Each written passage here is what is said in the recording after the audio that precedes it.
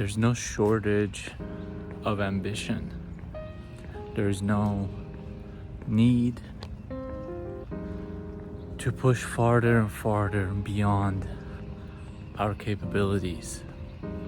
We think there is, so we tell ourselves to constantly push. It's a new year. You have to set new ambitions and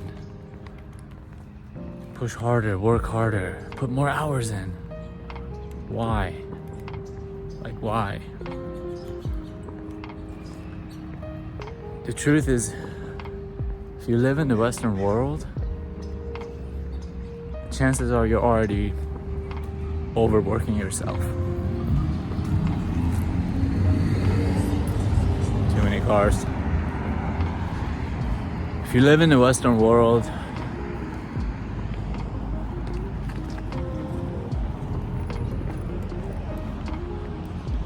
you're working way more than an average person, putting way more hours than the people on the other side of the planet, anywhere else on the planet for that matter.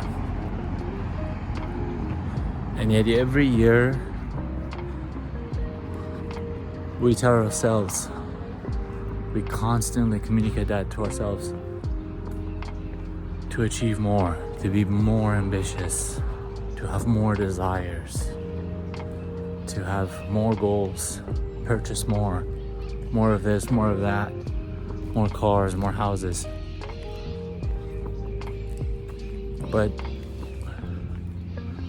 our ambitions are the sources of our misery, of our discomfort.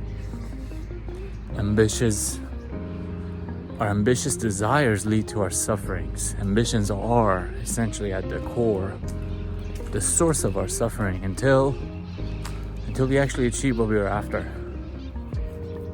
And once we do achieve what we were after, then we're no longer interested. We get that numb feeling, that blue feeling in our guts. A little bit of depression kicks in. And so maybe more is not the answer. Maybe desiring more, wanting more, chasing after more is not really the answer.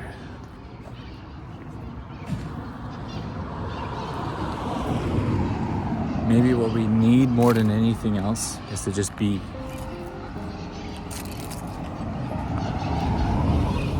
To just accept our lives as they are, as they come. Accept life as it presents itself, not as you wish for it to be presented to you. We don't dictate how our lives turn out. We don't get to choose how our lives play out. We all have a different set of cards and we make the best out of it. And so to sit around and wish and assume that it's going to go any other way becomes a source of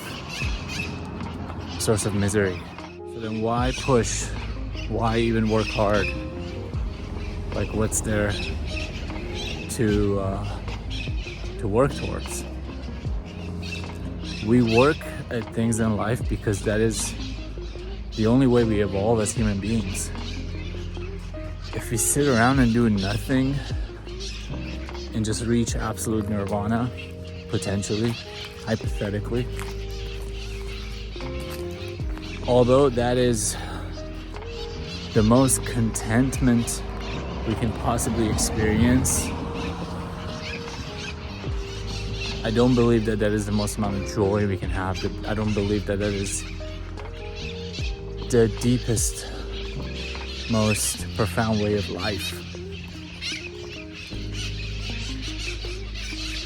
But as we go after things, as we constantly aim and push and push beyond ourselves and sacrifice our own health, physically and mentally, that's not really the right way either. For the most part, it's not serving us well in the West. And what it is depriving us is what we don't even see, which is our mental health. We don't see our mental health degrading because we just don't see where we are at mentally. We don't see, we don't recognize, we don't really feel or smell or taste the way our mental health is depreciating. And really, before we know it, it's too late to even do anything about it. So as you sit around and think of what to do and what not to do this year, really, I just want to encourage you to do nothing. Like absolutely nothing. Just sit around and experience life as it unfolds itself to you. Do what satisfies you, do what pleases you, do what you choose to do for fun, and do that daily. Do more of that, as much of it as you can. And desire less. Choose your desires wisely. Choose your desires cautiously.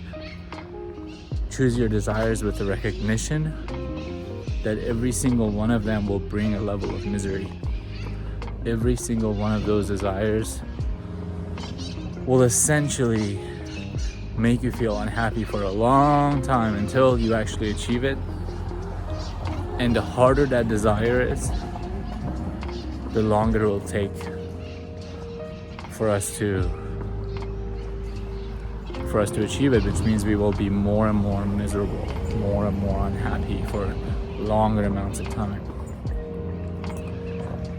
And we are too good at setting difficult goals for ourselves. We are too good at setting long-term, almost unrealistic, unachievable goals. Goals must be daily, and in between that, there must be plenty of time for play. Because life, at its best, is ultimately play. Peace.